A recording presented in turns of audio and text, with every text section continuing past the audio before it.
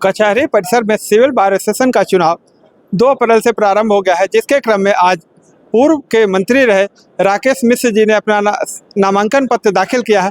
मैं civil bar association संत कबीर नगर से महामंत्री पद के लिए अपना नामांकन दाखिल किया। क्या प्राथमिकताएं होंगी आपकी, किन मुद्दों को लेकर के आप चुनाव लड़ेंगे? पूर्व में भी मैं महामंत्री रह चुका हूं सिविल बार का। मैंने पूर्व के कार्यकाल में चुनाव होने के बाद कोरोना महामारी आ गई और कार्यों में अवरोध उत्पन्न हुआ, किंतु कोरोना महामारी के दौरान भी हमने वैक्सीनेशन कैंप करीब 42 बार सिविल कोर्ट के परिसर में मैंने 42 बार वैक्सीनेशन कैंप लगवाया। और अधिवक्ताओं की दिक्कत ये थी कि 2 फैमिली कोर्ट और 3 एडिशनल मजिस्ट्रेट की न्यायालय जो थी वो तहसील परिसर में ही छूट गई थी। और हमने और वर्तमान दौर के उस समय के पदाधिकारियों द्वारा एजे महोदय से मिल करके और इलाहाबाद और लखनऊ उनके आवास पे भी मिल करके उसके बाद हमने जो फैमिली कोर्ट थी उस फैमिली कोर्ट को यहाँ लाने का प्रयास किया और आज के तिथि में प्रधान न्यायाधीश की कोर्ट यहाँ पे सुचारू रूप से चल रही है और तीनों जो कोर्टें थी वो भी यहाँ आ जाए। यहाँ सबसे मूलभूत समस्या अधिवक्ता की ये है कि यहाँ पे हम लोगों ने यहाँ के सदर विधायक से बात किया था और अधिवक्ताओं के बैठने के लिए चैम्बर की व्यवस्था के लिए, और उनके द्वारा चैम्बर की व्यवस्था का आश्वासन भी दिया गया था। किन्हीं कारणों से वो चैम्बर अभी बन नहीं सका। सबसे पहली प्राथमिकता तो ये है कि अधिवक्ताओं के बैठने की व्यवस्था सुचारू रूप से हो जाए और इस अधिवक्ता चैम्बर को 4 भागों में विभक्त करने के लिए प्रस्ताव गया था विधायक के द्वारा और उसका पूरा रूपरेखा भी तैयार हो चुकी है और उम्मीद है कि हम अपने अगले कार्यकाल में इस कमी को पूरी कर देंगे। इसके साथ और सबसे बड़ी समस्या तो यहाँ सिर्फ बैठने की व्यवस्था है और इस समय उपभोक्ता फोरम की न्यायालय जो काफ़ी दूर है, तहसील परिसर में छूट गई है, वही एक कार्य शेष है। उस उपभोक्ता न्यायालय को यहाँ अपने परिसर में लाने का प्रयास करूँगा और उसके लिए दृढ़ संकल्पित हूँ, लेके ही आऊँगा। अधिवक्ता बंधुओं से क्या अपील करना चाहेंगे?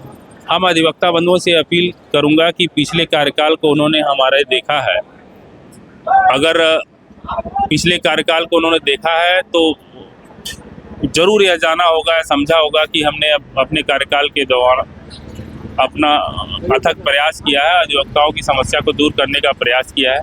शेष बहुत ज़्यादा वादा करने की आवश्यकता नहीं, हम करके दिखलाने में विश्वास रखते हैं और अगर हमारे अधिवक्ता साथी हमें पुनः मौका दिए तो जो छूटी चीज़ें हैं उसको पूर्ण करने का प्रयास करेंगे।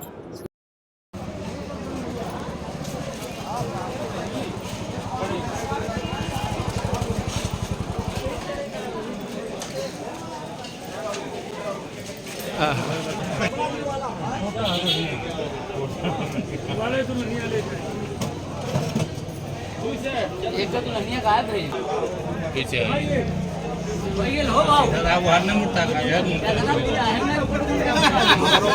ब्याह से बढ़ के इतना ब्याह बोला।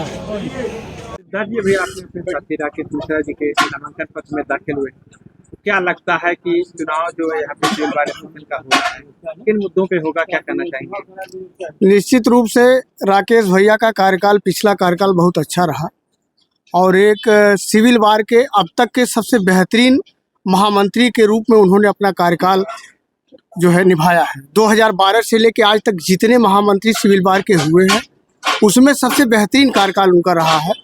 उन्होंने 2017 में जब यहाँ पर सिविल कोर्ट स्थापित हुआ पुरानी बिल्डिंग से नई बिल्डिंग में, तो तमाम समस्याएं थी, उन समस्याओं से निजात दिलाने के लिए, चूँकि जब सिविल कोर्ट स्थापित हुआ तो परिवार न्यायालय वहाँ पर चल रहा था पुरानी जगह पर, उन्होंने परिवार न्यायालय को वहाँ से यहाँ लाने का, स्थापित करने का काम किया।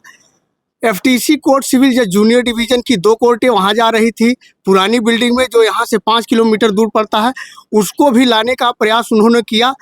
4 बार हाई कोर्ट गए, अपने पैसे से उन्होंने ये सब सारा कार्य किया। ऐसा नहीं कि वो बार के पैसे से किया, उन्होंने व्यक्तिगत अपने पैसे से हाई कोर्ट जाकर और यहाँ की आम अधिवक्ताओं को सुविधा मुहैया कराने का काम किया। यहाँ तक कि इंफ्रास्ट्रक्चर जिला जज से मिलकर सारी चीज़ मुहैया कराया। और निश्चित रूप से अगला कार्यकाल अगर सारे अधिवक्तागण इनको पुनः चुनते हैं तो ये निश्चित रूप से बिल्डिंग बनवाने का भी काम करेंगे, ये मेरा पूर्ण विश्वास है। सिद्धार्थ जी, देखा जाए तो आप अधिवक्ताओं को मुख्य समस्याएं क्या होती हैं? यहाँ सबसे मुख्य समस्या पेयजल की है, बिल्डिंग की है और नाली और सड़क की है, जिसको ये बखूबी रूप से अगला कार्यकाल निश्चित रूप से सारी समस्याओं से निजात दिलाने के लिए राकेश मिश्रा जी जो है करेंगे, ये मेरा पूर्ण विश्वास है और समस्त अधिवक्ता समाज का पूर्ण विश्वास है। जैसा भी राकेश जी ने बताया कि विधायक जी ने वादा किया था, तो क्या ये विधायक जी के वादा के बाद अभी तक बन नहीं पाया? वो कुछ यहाँ के तमाम अधिवक्ता साथी हैं जो तत्कालीन पदाधिकारी भी हैं तमाम हमारे, उन्होंने इसको न बनने का कार्य किया। चूँकि विधायक महोदय ने वादा किया था, वादा पूरा करने का काम भी उन्होंने किया, जैसा सुनने में पिछले 2 महीने में आया। लेकिन कुछ हमारे पदाधिकारीगण गए और कहे कि अभी मत बनवाइए, इसलिए वो काम नहीं हुआ।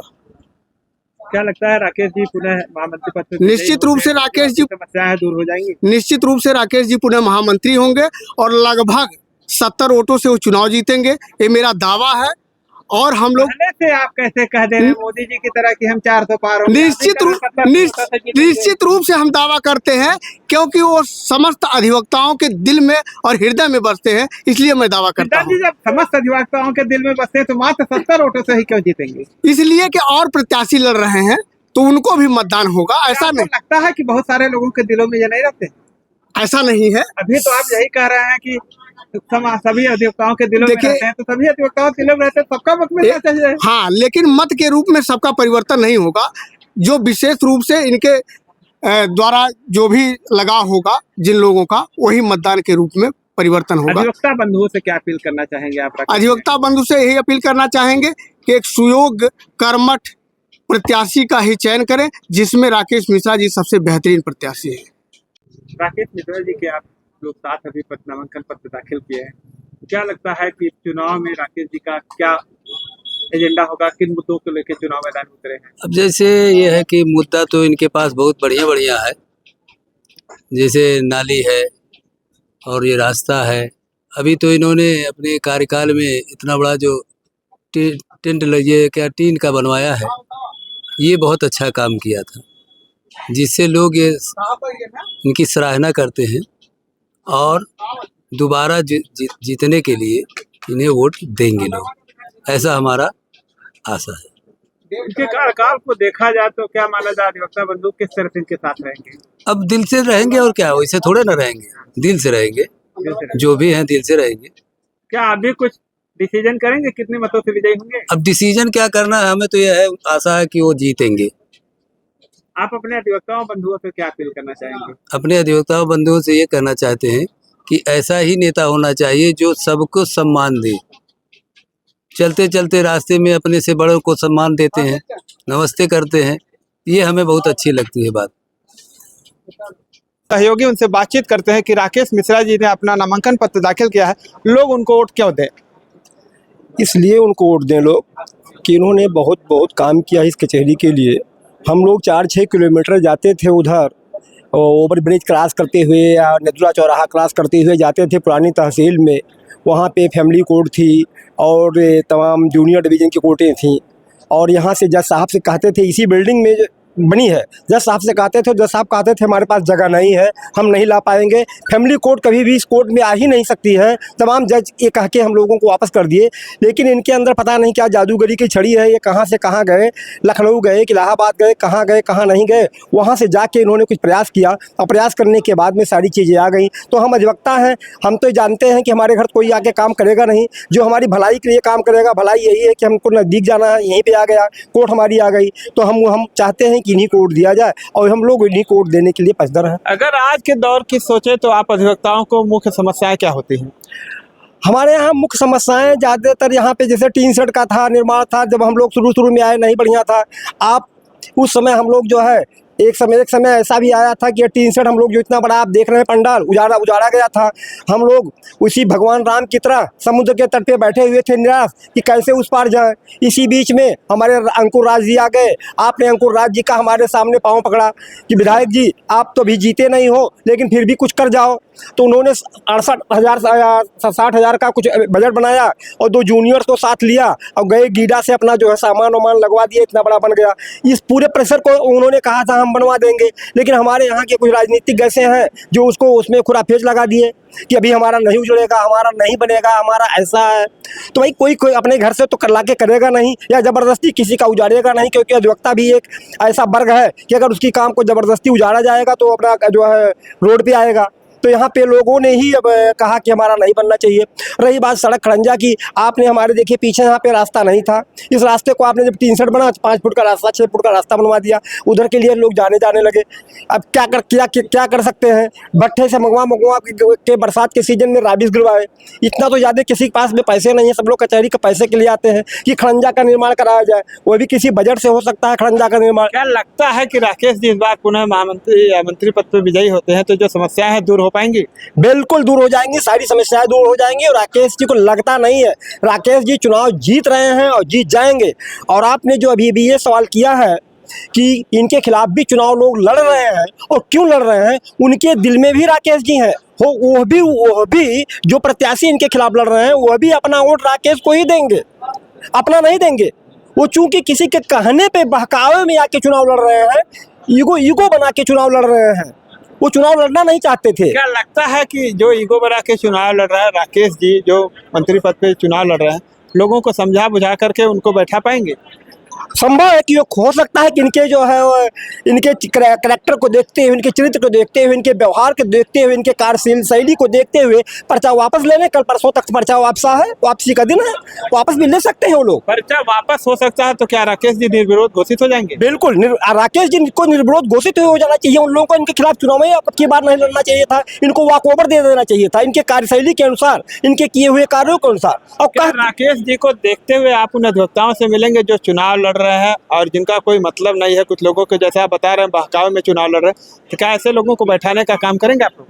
बिल्कुल हम तो उनसे मिलेंगे, हमसे भी वो मिलते हैं, बराबर मिलते हैं। मैंने कई बार उससे कहा भी है कि भैया अब की बार चुनाव मत लड़ो, अगले बार चुनाव मैदान में आओ, इसके बाद में चुनाव खुद नहीं लड़ेंगे, अगली बार मैदान में आओ, आपके साथ रहेंगे, आपको जिताया जाएगा। कुछ काम करो ऐसा कि सबके साथ आओ। चलिए, बहुत बहुत धन्यवाद। तो अभी आपने देखा कि किस तरह से राकेश मिश्रा जी के नामांकन के साथ उनके सहयोगी जो अधिवक्ता गण रहे हैं, ये लोग किस तरह से राकेश जी के बारे में बातचीत कर रहे हैं और इनके कार्यकाल के बारे में बातचीत कर रहे हैं। वीडियो पर कमेंट करके अपनी राय जरूर दें। मिलते हैं नई खबर के साथ, तब तक के लिए नमस्कार।